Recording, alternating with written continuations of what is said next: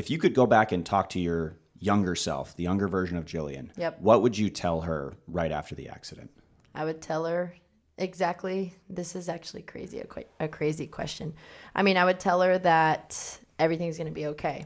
And you've just got to stay focused, keep your priorities in check, lean in, feel what you need to feel. Don't run from it, but you're doing good. Keep it up. You've got a good head on your shoulders and you're going to be just fine. And you know what's crazy is like when I was going through that, I remember this so vividly. It was maybe like 3 months after, or a few weeks, but I was looking in the mirror and I just like had this overwhelming feeling that I heard the same sentiment I just said. But I just like felt it. And it was the weirdest thing. And that's how I remember that I knew I was going to be good and I was going to be okay. And there's so much more for me out there. And I just needed to keep pushing and I'll find it.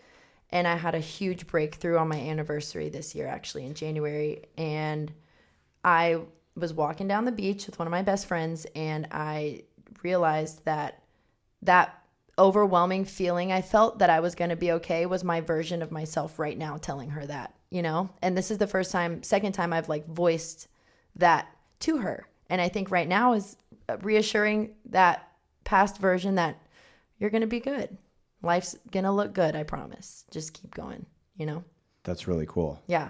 So you feel like maybe you had kind of like an out-of-body experience back then. And then also, I almost feel like you're getting like chills right now. Yeah. Kind of. It's kind of hot in here, but getting chills as much as you can, right? Yeah.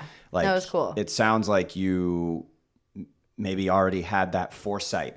Yeah. You know, you seem like a very wise person. Again, we don't know each other that well, but from what I'm hearing you say, you sound very in touch with yourself and, you know, that mindfulness that we talked about, just journaling, meditating, maybe if you've done any of that kind of stuff, but you've worked on yourself a lot. You sound very like intuitive, in tune with your body and your mind. And so, yeah, it sounds like maybe in a way that there was maybe something supernatural kind of happening with the accident itself. And then, you know, this future version of yourself, maybe sort of going back and talking to your younger version and encouraging yourself that it is going to be okay. Yep. So that's really cool that you were able to kind of have that. Yeah.